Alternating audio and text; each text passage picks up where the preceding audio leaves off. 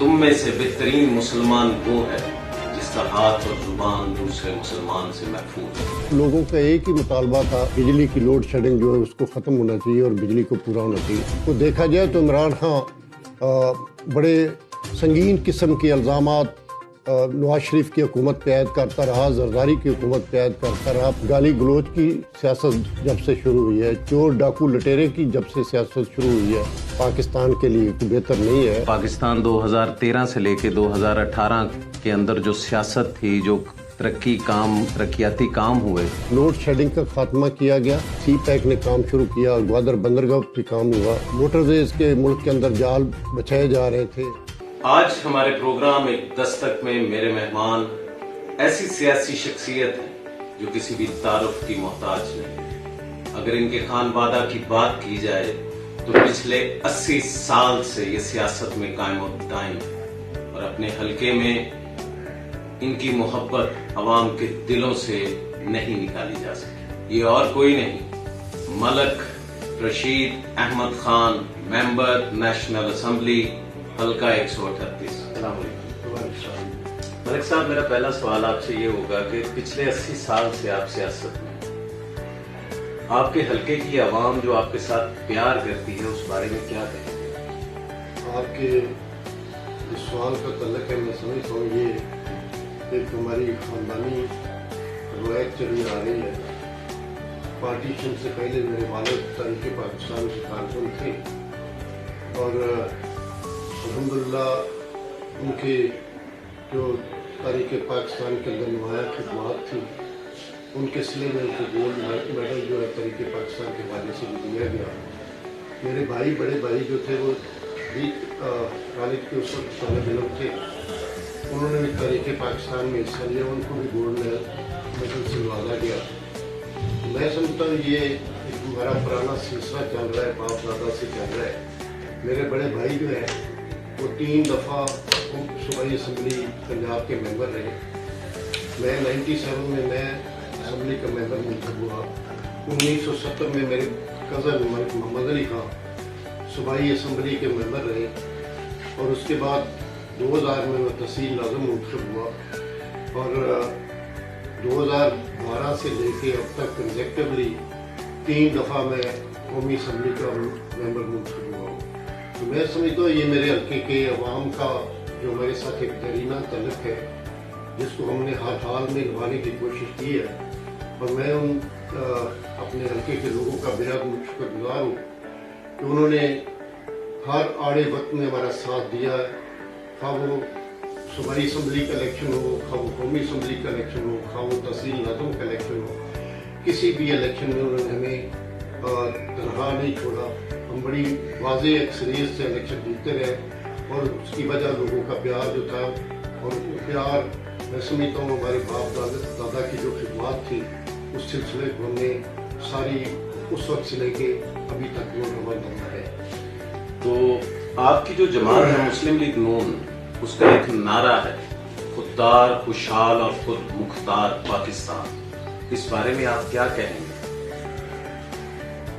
اس میں کوئی دو رائے نہیں ہے جی، کہ جو مسلم لیگ کا جو نعرہ ہے خوددار خوشحال پاکستان کے حوالے سے جو نعرہ، آپ 85 میں دیکھیں، 88 میں دیکھیں، 90 میں دیکھیں، میاں نواز شریف صاحب وزیر اعلیٰ پنجاب تھے، تو پنجاب کے اندر بے شمار ترقیاتی کام ہوئے، اور انہوں نے پنجاب کو سنوارنے کے لیے، پنجاب کو ترقی دینے کے لیے، پنجاب کی خوشحالی کے لیے انہوں نے بے حد نمایاں کام کیے۔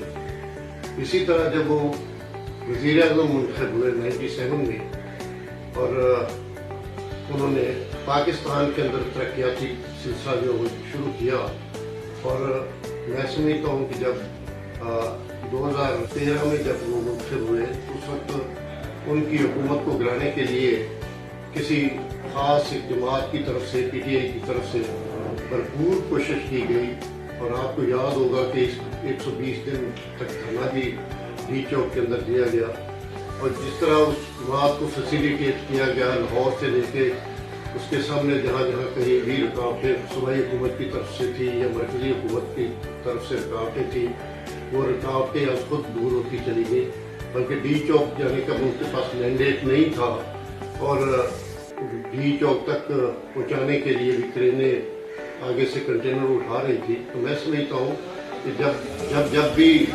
पाकिस्तान मुस्लिम लीग की हुकूमत रही, पाकिस्तान की खुशहाली के लिए, पाकिस्तान की खुद मुख्तारी के लिए, पाकिस्तान की तरक्की के लिए काम होते रहे।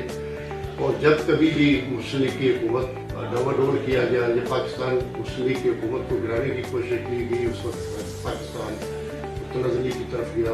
मलिक साहब, आपसे एक सवाल करूंगा। पाकिस्तान 2018 में मईशत के हवाले से 24वें नंबर पर था, मगर 2022 में यही पाकिस्तान मईशत के हवाले से 47वें नंबर पर चला गया। इस बारे में क्या कहें? जहाँ तक आपके सवाल का तल्लक है, मैं समझता हूँ 2018 की मईशत की जब आपने बात की और 2013 की बात की, तो मैं समझता हूँ कि 2013 का दौर मियां नवाज शरीफ का दौर था। 2013 से 2018 तक मियां नवाज शरीफ वज़ीर आज़म थे।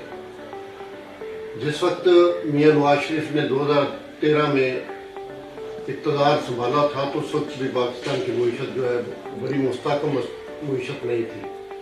लेकिन मियां नवाज शरीफ ने उस वक्त इतनी मेहनत से, इतनी लगन के साथ, इतनी कमिटमेंट के साथ काम किया कि चाइना से जो बातचीत चल रही थी उसके नतीजे में सी पैक ने काम शुरू किया, ग्वादर बंदरगाह भी काम हुआ और मोटरवेज के मुल्क के अंदर जाल बचाए जा रहे थे। मुल्क तरक्की की शाह पे गामजन था और हर शोबा जिंदगी में तरक्की हो रही थी। 24वें नंबर पे था, तो आज 47 नंबर पे है। तो मैं समझता हूँ कि 2018 तक, 2013 से लेकर जब मियां नवाज शरीफ की हुकूमत थी, मुल्क तरक्की कर रहा था और इसमें कोई दो राय नहीं है। लेकिन जहाँ तक 2018 के बाद इमरान खान की हुकूमत बरसर इक़्तिदार आई, तो उस वक्त से लेके अगर इमरान खान को देखा जाए तो इमरान खान बड़े संगीन किस्म के इल्ज़ामात नवाज शरीफ की हुकूमत पे आयद करता रहा, जरदारी की हुकूमत पे आयद करता रहा, बाकी तमाम सियासी मुखालफों के खिलाफ वो अर्ज़ासराई करता रहा। तो मैं समझता हूँ कि वाक़यातन अगर वो अपने दौर के अंदर इतने करप्ट लोग थे, उन्होंने मुल्क के वसाइल को लूटा था, मुल्क के वसाइल को उन्होंने अपना बाहर मुंतकिल किया था, तो उनके दौर में तो लोग खुशहाल भी थे, लोगों के तरक्की भी हो रही थी, पाकिस्तान भी तरक्की की इशारा पे गामजन था, मोटरवेज बन रही थी, सी पैक बन रहा था, लोड शेडिंग का खात्मा हो रहा था और हर जगह नुमाया तरक्याती काम का सिलसिला जारी था।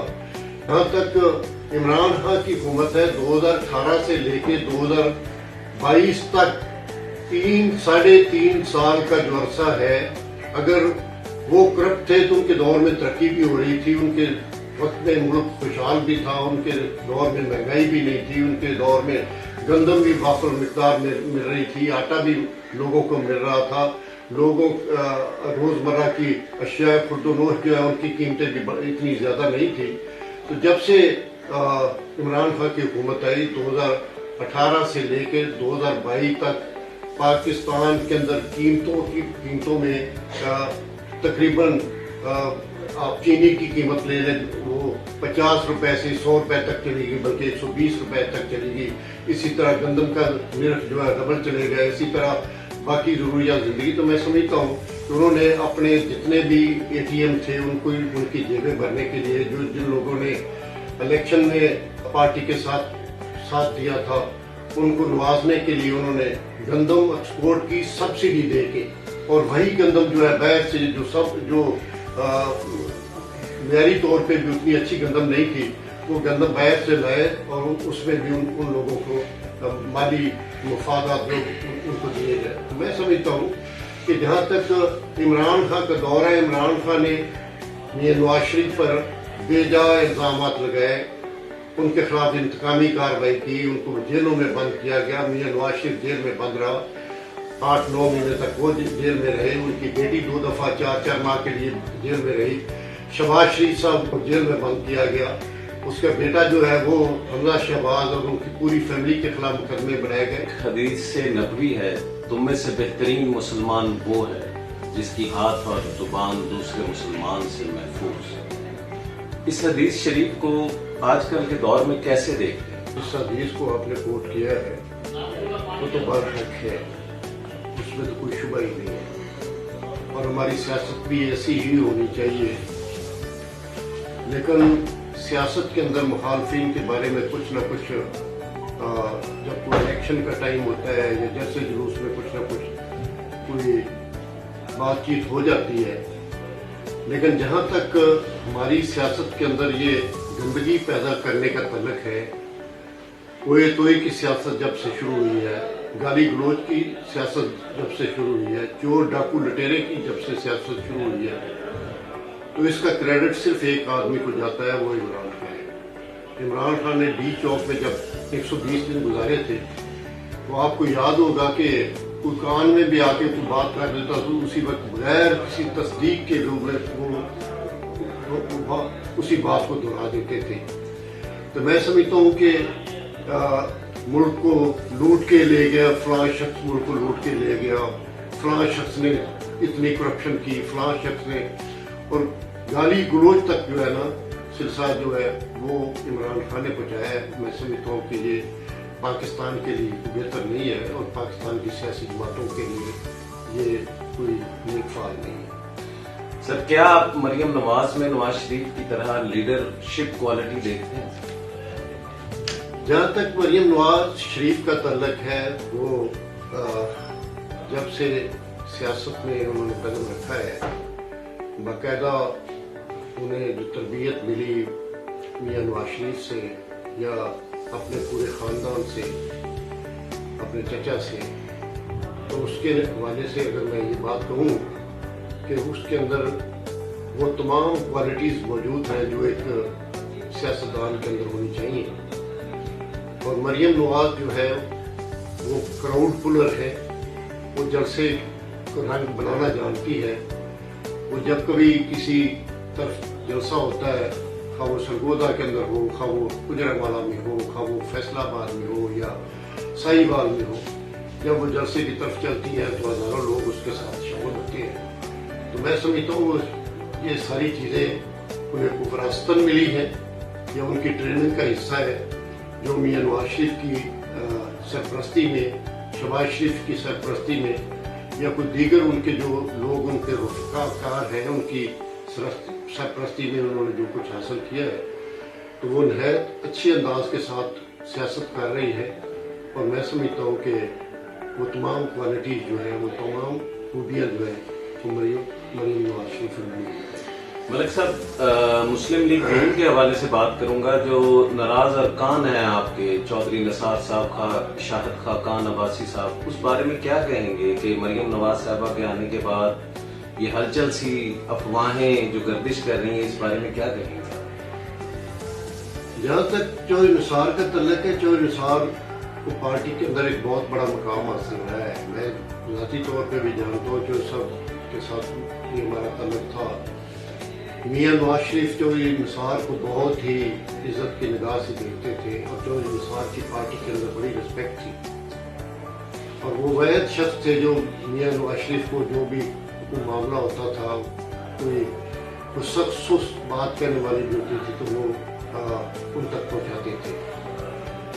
تو میں سمجھتا ہوں کہ پارٹی کے اندر پارٹی لیڈر کا جو ایک مقام ہوتا ہے، تمام لوگوں کو پارٹی لیڈر کے مطابق چلنا ہوتا ہے.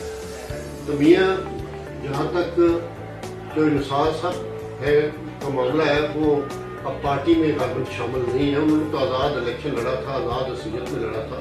تو ابھی بھی میں پچھلے دنوں میں ان کا انٹرویو سن رہا تھا، وہ کہہ رہے تھے کہ میں قومی اسمبلی کا الیکشن اور صوبائی اسمبلی کا دونوں آزاد اصلیت میں الیکشن لڑوں گا، اس کے بعد فیصلہ کروں گا کہ میں نے کس پارٹی میں جانا ہے.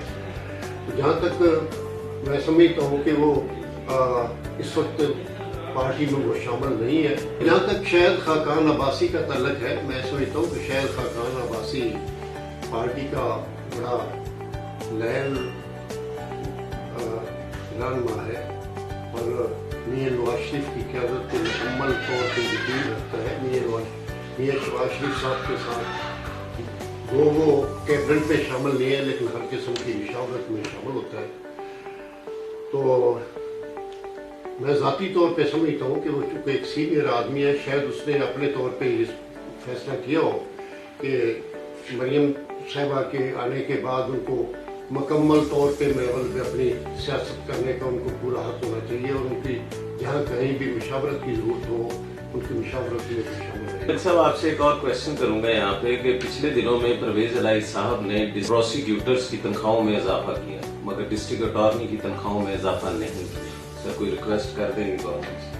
जहाँ तक परवेज इलाही साहब का तल्लक है, मैं समझता हूँ कि ये डिस्ट्रिक्ट प्रोसिक्यूटर की तनख्वाहों में इजाफा करना और डिस्ट्रिक्ट अटॉर्नी जो है उनकी तनख्वाहों में इजाफा न करना, ये तो दोहरा मेयार है और ऐसा हरगिज नहीं होना चाहिए। उन्हें चाहिए था कि अगर वो डिस्ट्रिक्ट प्रोसिक्यूटर की तनख्वाहों में इजाफा कर रहे हैं, उन्हें चाहिए था कि वो डिस्ट्रिक्ट अटॉर्नी जो है उनकी तनख्वाहों में भी उसी बुनियाद पे या उसी तरीका से इजाफा करते। और मैं ज़ाती तौर पे तो समझता हूँ कि उन्होंने गलत किया है और मौजूदा जो गवर्नमेंट है उन्हें चाहिए कि डिस्ट्रिक्ट अटॉर्नी जो है उनकी तनख्वाहों में भी उनके मनसब के डिस्ट्रिक्ट अटॉर्नी के साथ ही इंशाल्लाह हम उनके साथ हैं, उनकी तनख्वाहों में इजाफा होना चाहिए। सर, 2018 और 2022 में वजीर आला बुज़दार साहब थे, तो उन्होंने हल्के के लिए कोई फंड्स वगैरह जारी किए हो? बुज़दार साहब वजीर आला पंजाब रहे, 3.5 साल तक वो वजीर आला पंजाब रहे। तो कसूर तहसील के फंड और कोटरादा किशन तहसील के फंड जो है वो तहसील चूनिया के अंदर लगते रहे, क्योंकि चूनिया तहसील के अंदर उनके पास एक MNA था और उनके पास 3 MPA थे। और कसूर के अंदर और कोटरादा किशन के अंदर मुस्लिम लीग नून को कामयाबी मिली। तो मैं समझता हूँ कि जो हमारे मुस्लिम लीग के नुमाइंदे, जिन लोगों ने मुस्लिम लीग के नुमाइंदों को वोट किया था, बुज़दार साहब ने या इमरान खान ने उन लोगों के उस हल्कों के अवाम के साथ ज्यादती की कि उन पे तरक्याती फंड रोके रखे। बल्कि हमारी मेन रोड जो थी, ये कसूर से दीपालपुर रोड और कसूर से लाहौर रोड जो है, इन पे गड़े पड़ गए थे और सफर करने के काबिल नहीं थी। हमारी कोटरादा किशन, ये कसूर से कोटरादा किशन सड़क जो है और कसूर से रेवन जो सड़क है, ये भी सफर के काबिल नहीं रही थी। तो मैं समझता हूँ बाकी काम तो चुक गया, बल्कि मैं ये समझता हूँ कि जो हमारी मेन शाहराह थी वो भी सफर के काबिल नहीं थी। सर, वो तो कहते हैं वजीर आजम इमरान खान, साहब वजीर आजम इमरान खान कहते हैं कि पंजाब के अंदर हमने बहुत डेवलपमेंट के काम बहुत ज्यादा किए हैं अपनी दौरे हुकूमत में 2018 से 22 में। तो इस बारे में बताएं कुछ कि पूरे पंजाब में किस तरह उन्होंने काम करवाए होंगे।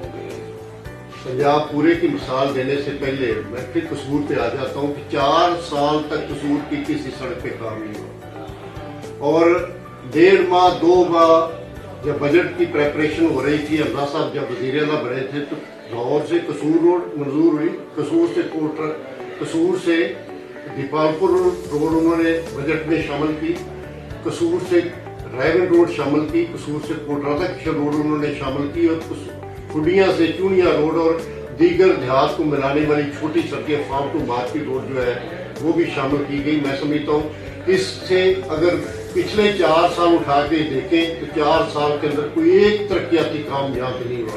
किसी गांव को कोई स्कूल की इमारत दी गई हो, किसी अस्पताल की हालत को बेहतर बनाई गई, 4 साल के अंदर उनके दौर में कोई काम नहीं हुआ। मासूम हमजा शहबाज साहब, सर, उन्होंने तो सेहत कार्ड बनाया, उस हवाले से बताएं सर। सिविल अस्पतालों में वो कहते हैं कि हमने दवाइयाँ बहुत ज्यादा मुहैया की हैं, मरीज जो हैं वो दवाइयाँ आम मिल रही हैं उनके दौरे हुकूमत में, तो उसको आप किस तरह देखते हैं? मैं उनसे मुआवजा नहीं करना चाहता, लेकिन मैं ये अवाम के सामने हक़ीक़त रखना चाहता हूँ कि शहबाज शरीफ साहब जब वज़ीर आला पंजाब थे तो उनके दौर में जितने तरक्याती काम हुए, जितने अस्पतालों की बेहतरी के हवाले से सोचा गया, जितने स्कूलों की तरक्की के हवाले से सोचा गया, कोई एक अस्पताल नहीं था डिस्ट्रिक्ट हेडक्वार्टर पे, कोई एक अस्पताल नहीं था जहाँ पे डायलिसिस सेंटर वहाँ पे कायम होती है, जहाँ पे लोगों को फ्री अद्वियात ना मिलती हो। लोग जो सारा दिन लोग जो है वो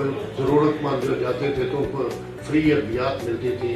वहाँ पे उनके एक्सरे और उनके अपना टेस्ट जो थे फ्री थे और उनके जाने के बाद अस्पतालों के अंदर दवाइयाँ नायाब हो गई, दवाइयाँ बिल्कुल नहीं मिलती थी और अस्पताल में लोग खज्जल खराब होकर घरों को वापस आ जाते थे। मैं समझता हूँ कि अगर किसी दौर में वो 5-10 साल जो दौर शहबाज शरीफ का दौर था उसके साथ उसको कंपेयर ही नहीं किया जा सकता। अगर उन्होंने सेहत कार्ड बनाया तो उसमें जितने बड़े पैमाने पर गुट हुई है, वो जाके कोई कार्ड दे के 35,000 को बुलाकर 2 लाख का 3 लाख के जैली तौर पे बिल बनाए गए, और वो भी शायद उसकी अगर इंक्वायरी की जाए तो वो भी एक बहुत बड़ा स्कैंडल होगा। सर, इमरान खान के दौर के अंदर क्या आप समझते हैं कि करप्शन में इजाफा हुआ?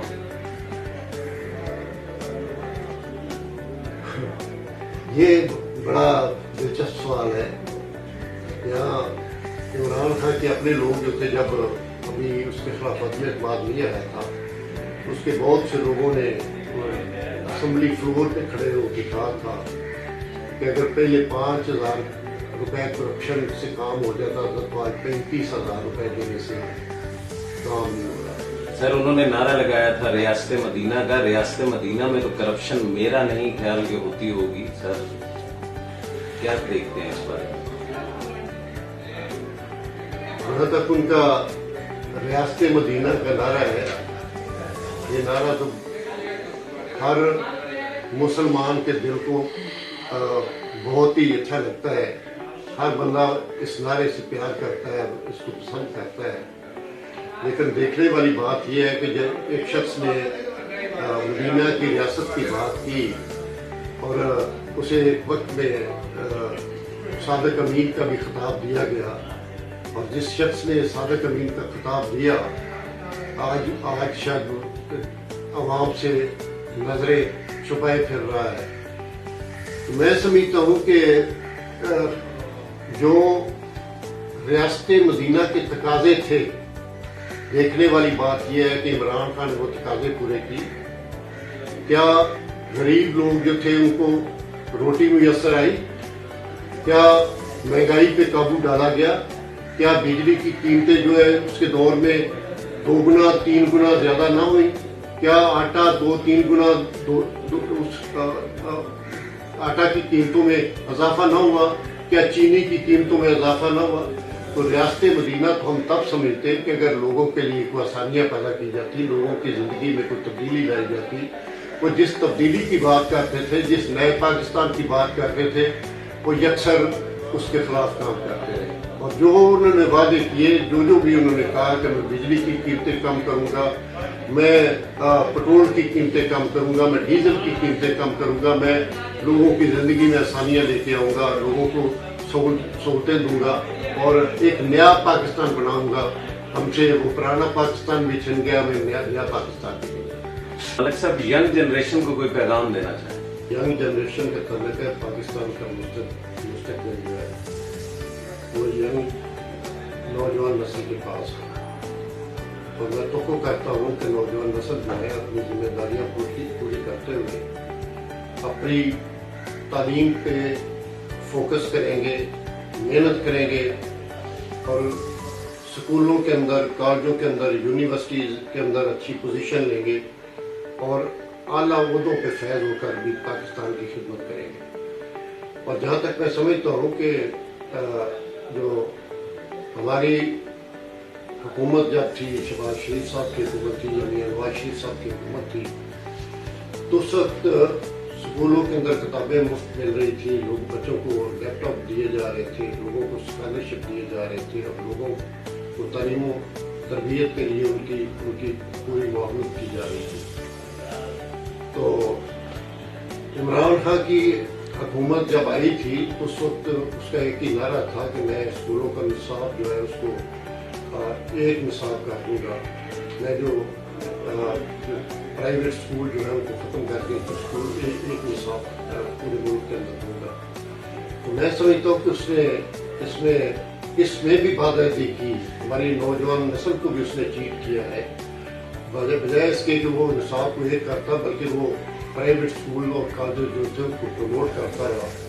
और इस तरह मेरे ख्याल में इमरान खान ने नौजवान नस्ल के साथ भी धोखा किया है। और नौजवान नस्ल जो है वो इस वक्त पाकिस्तान के अमीन है, पाकिस्तान के मुस्तकबिल के मुहफ़्फ़िज़ है। उससे चाहिए کہ اپنی تعلیم پہ توجہ دیں اور اچھی کارکردگی کے ساتھ پاکستان کی خدمت کریں۔ آخر میں ناظرین میں صرف اتنا کہوں گا کہ ہمارا تعلق کسی بھی سیاسی پارٹی سے ہو، کسی بھی سیاستدان سے ہو، تو ہمیں اپنی حدیث نبوی کو بھولنا نہیں چاہیے۔ وہ حدیث نبوی کہ تم میں سے بہترین مسلمان وہ ہے جس کا ہاتھ اور زبان دوسرے مسلمان سے محفوظ۔ اکثر ہم لوگ میڈیا پہ آ کے، سوشل میڈیا پہ آ کے ہم اپنے مخالفین کو برے القاب سے نوازتے ہیں۔